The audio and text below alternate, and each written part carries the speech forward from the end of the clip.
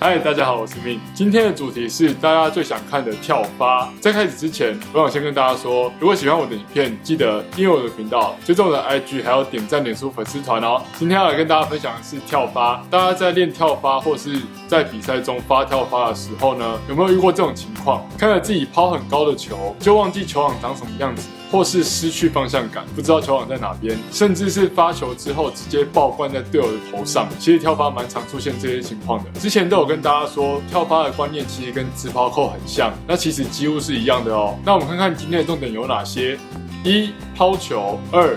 助跑；3. 起跳；4. 击球。1. 抛球。抛球的部分就像之前的发球一样，想要强力的跳发，就必须要有稳定的抛球。稳定的抛球可以让你在最舒适的击球点击球。来看看抛球的示范影片。不论你是用左手抛或是用右手抛，最重要的重点就是把球抛到击球点，让自己的出手变得更稳定。在熟悉了之后，还可以控制球的路线。这边跟大家分享2种常见的跳发，分别是高跳发跟低跳发。高跳发的特色是把球抛得很高，这样的跳发会比较有力量，发出去的球转速也变得更高，所以它是一个注重在力量上的发球。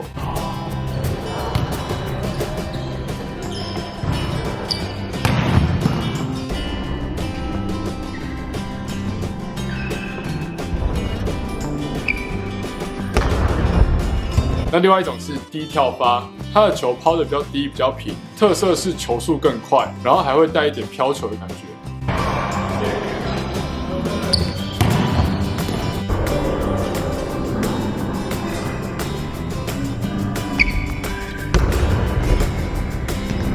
那高跳发跟低跳发之间没有说哪一个比较好或哪一个比较不好，这就是提供大家选择的一个方向，大家可以参考之后选择自己比较喜欢的跳发方式。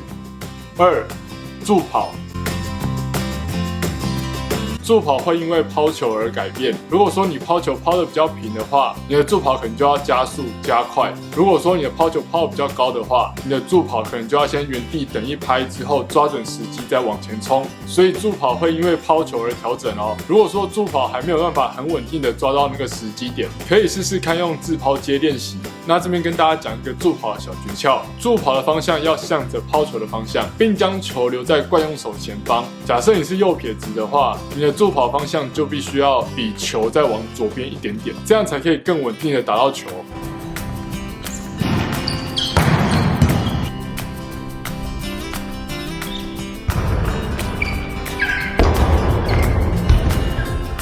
3. 起跳。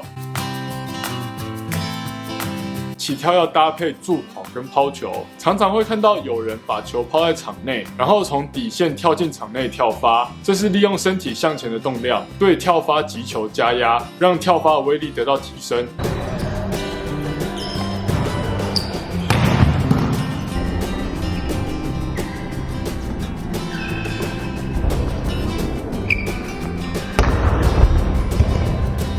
如果对跳发还不够熟悉的话，或是没有办法跳进场内那么远，就尽量控制在底线外击球，对控球的稳定性也会比较好。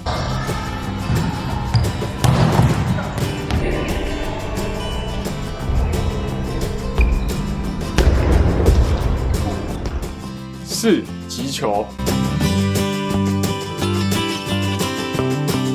在所有的发球中，击球很重要。在跳发击球时，因为距离比较长，所以击球位置会稍微往上做一点调整，大约控制在惯用手斜前方75度到90度的位置。击球点则是抓在球心稍微偏下的位置，目的在于把球线拉长，是想要把落地点抓在对方的场地，但会因为每个人跳的高度或是击球的威力而改变。如果说你可以跳得比较高的话，惯用手斜上方的角度就会往下降，可能到75度。那如果说你跳得比较矮的话，可能就要抓上面一点到90度左右。那如果说击球威力够强的话，你就可以抓在球心的位置，让球过往击坠。但如果说击球的威力不够强的话，可能就建议稍微偏下方一点，让球有一点点的抛物线，然后让它可以飞过网子。我这边跟大家分享一个击球的小诀窍：击球的时候要瞄准的地方是网子上方大约40公分的地方，也就是差不多网子上一颗球的高度。瞄准这个地方，加上你球的旋转，你的跳发的落点大概就会维持在底线左右的位置。大家可以试试看这个方法，用这个方法去练习跳发的击球点。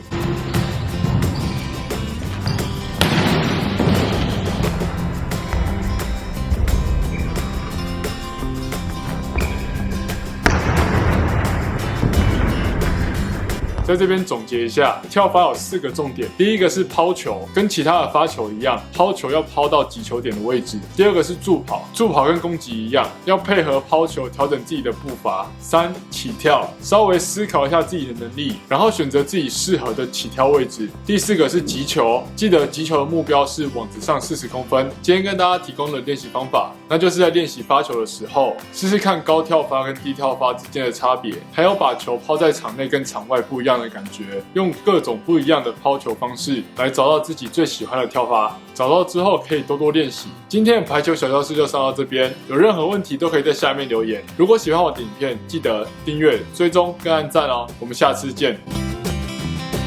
发出去的球也包含了更多的旋转，发出去的球也更旋转，发出去的球旋转的大约控制在惯用手斜前方75度。